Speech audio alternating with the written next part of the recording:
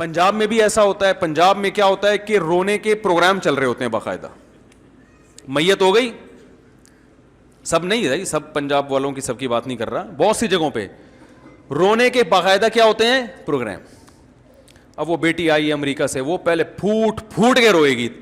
وہ جہاز میں آ رہی ہے آرام سے نا, آرام سے سکون سے. میں نے خود دیکھا یہ منظر, جہاز میں آئی آرام سے جناب, ایئرپورٹ پہ ٹیکسی میں بھی آرام سے, بڑے آرام سے تمیز سے آتے آتے, جیسے ہی میت کی کسی لواحقین میں سے کسی میں, وہیں سے اسپیڈ شروع. مقابلے ہوتے ہیں, جو زیادہ رو رہا ہے اس کو زیادہ محبت ہے, جو چپ بیٹھا ہوا ہے اس پہ ابد کیا تجھے محبت نہیں ہے کیا. رونے کے کیا چلتے ہیں مقابلے چل رہے ہوتے ہیں. نہیں رو تو اس کا مطلب ہے آپ کو تو محبت ہی نہیں تھی ابا سے.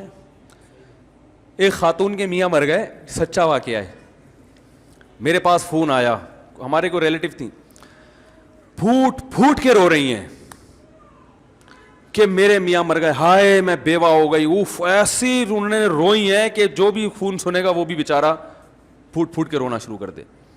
تو چونکہ ہمارے اب کیا زیادہ ڈیٹیل میں نہیں جانا چاہیے, تو ہم لوگ جب ان سے ملنے کے لیے گئے تو بالکل فٹ فاٹ. ہم نے کہا آپ کو تو بڑا غم تھا, کہہ رہے ہیں جان چھوٹی, بڑی مصیبت دی ہوئی تھی, ٹینشن دی ہوئی تھی. وہ بندہ ٹھیک نہیں تھا نا جس کا انتقال ہوا, وہ بہت ظلم کر رہا تھا اپنی بیوی کے اوپر, بالکل بھی ٹھیک نہیں تھا وہ آدمی. تو وہ ہے نا جان چھوٹی, اللہ کا فضل ہو گیا, اللہ نے خود ہی اٹھا لیا. لیکن اب مرنے پہ ایسا ریئیکٹ کرنا ہے وہ ایک مجبوری ہے بھائی. اگر ایسا ریئیکشن نہیں کیا لوگ بولیں گے واہ بھائی واہ, میاں مر گیا, رونا ہی نہیں آ رہا ان کو. تو یہ ڈرامے چل رہے ہیں زیادہ تر. اسلام میں حکم یہ ہے کہ بھائی کوئی میت ہو گئی تو 3 جملے کہو اور پتلی گلی سے نکل لو. اعظم اللہ اجرک, وہاں جاؤ تسلی کے, وہ بھی ہر آدمی نہ جائے بھائی, جن کے کوئی خاص رشتہ دار ہیں, جو ریلیٹو ہیں, جو جن کے جانے سے تسلی ہوگی سامنے والے کو, 3 جملے بولو جا کے بھائی اعظم اللہ اجرک, جو مصیبت آپ کو پہنچی ہے اللہ اس پہ آپ کے اجر میں اضافہ کر دے. واحسن عزاءک, اس غم پہ اللہ آپ کو صبر کی توفیق دے. وغفر لمیتک, اور مرحوم کی مغفرت فرمائے. 3 جملے کہے, 2-4 اور تسلی کی بات کریں اور پتلی گلی سے بولو بھائی نکل لیں. وہیں تمبو میں دھرنا مار کے مت بیٹھیں آپ, وہاں بیٹھ جاتے ہیں. اب اس کے لیے دودھ پتی آ رہی ہے, پھر چائے آ رہی ہے, پھر پانی آ رہا ہے. وہ میت کے رشتہ داروں بیچارے وہ کہتے ہیں یہ مرنا اتنی بڑی ٹینشن نہیں تھا جتنا یہ جو تعزیت کے لیے آنے والے یہ اس سے بڑی ٹینشن بن چکے ہیں.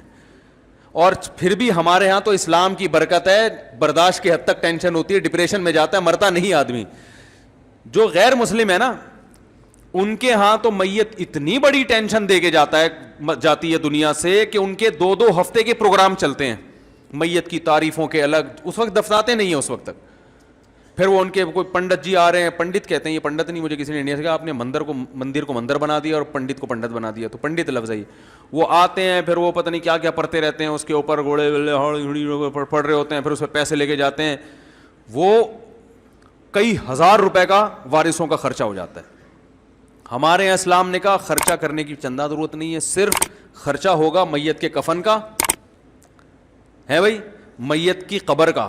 قبر خود کھودنا نہیں آتی تو گورکن کو پیسے دے دو, اس کے علاوہ تیسرا کوئی خرچہ نہیں ہے. اور یہ خرچہ بھی میت کے وراثت کے مال میں سے ہوگا. جتنا مال چھوڑ کر گیا ہے نا اس میں سے پہلے یہ کفن دفن کا خرچہ نکالو. کفن کے کتنے پیسے خرچ ہوتے ہیں کفن پہ, وہ بھی یہ کہ جب اگر کوئی گھر میں کسی کی قمیض پھاڑ کے جو ہے نا کفن بنا دو. صحابہ تو ایسے ہی کرتے تھے, الگ سے کپڑا تھوڑی خریدتے تھے. حضرت ابو بکر کو جب کہا گیا نا یہ کپڑا, انہوں نے فرمایا زندوں کو پہناؤ, ہمارے لیے نیا کپڑے کی ضرورت, ہمیں پرانے کپڑے میں دفن کر دینا. وہاں قبر میں جا رہے ہیں نا, وہاں کون سا کوئی, وہ تو فرشتے آئیں گے دیکھنے کے لیے, وہ تو اعمال دیکھتے ہیں, وہ آپ کے کپڑے تھوڑی دیکھیں گے. تو ٹینشن نہیں لو بھائی, زندگی کو کیا بناؤ, ہلکا ہلکا بناؤ, کاموں میں ٹائم لگاؤ. اب جو دنیا سے چلا گیا وہ واپس نہیں آئے گا, اب آپ نے کرنا ہے اس کے لیے مغفرت کی دعا. جو غم خود سے ہو رہا ہے وہ تو ہوتا ہے, وہ تو نیچرل ہے, وہ تو نبی کو بھی ہوتا تھا, آنکھوں سے آنسو ٹپکتے ہیں, بس کافی ہے. چیخنا چلانا, آپ صلی اللہ علیہ وسلم نے میت پر چیخنے چلانے والی عورتوں پر لعنت فرمائی ہے. کتنا بڑا جرم ہے. اور آج میت پہ عورتیں چیختی ہیں کہ نہیں چیختی, ہاں ہاں ہاں ہاں کر کے, اس کو کمال سمجھتی ہیں. کمال صبر کرنا ہے, چیخنا چلانا کمال نہیں ہے. عورت کے لیے سب سے بڑا غم اس کے بچے کی موت ہے, کیونکہ عورت کی سب سے محبوب چیز کیا ہوتی ہے, بچہ. ایک عورت کا بچہ مر گیا نبی صلی اللہ علیہ وسلم کے دور میں, وہ اتنی غمزدہ ہوئی کہ بچے کی قبر پہ کھڑے ہو کر رونا پیٹنا کیا نا اس نے, چیخ رہی ہے, چلا رہی ہے. آپ صلی اللہ علیہ وسلم پیچھے سے گزرے, انہوں نے فرمایا صبر کرو صبر. اسے نہیں پتا تھا کہ نبی صلی اللہ علیہ وسلم نے, اس نے کہا آپ کو وہ غم پہنچا ہوتا نا, مجھے پہنچا ہے, پھر میں پوچھتی کہ کیسے صبر کیا جاتا ہے. اس نے گویا طنز کیا, اس کو نہیں پتا تھا کہ آپ صلی اللہ علیہ وسلم میں.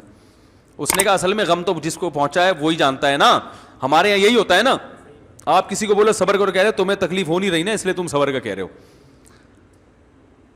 رونے پر پابندی نہیں ہے, چیخنے چلانے پر پابندی ہے, واویلا کرنے پر پابندی ہے. تو وہ صحابیہ کو کسی نے بتایا کہ تو رسول اللہ صلی اللہ علیہ وسلم ہے, تو وہ فوراً پریشان ہو کے گئیں اور نبی صلی اللہ علیہ وسلم کے پاس آ کے کہنے لگی میں اب صبر کروں گی. آپ نے فرمایا انما الصبر عند الصدمۃ الاولى, جب صدمہ پہنچتا ہے نا اس وقت صبر کی فضیلت ہے, بعد میں تو سب کو صبر آ جاتا ہے. کون ساری زندگی بیٹھ کے کون روتا ہے؟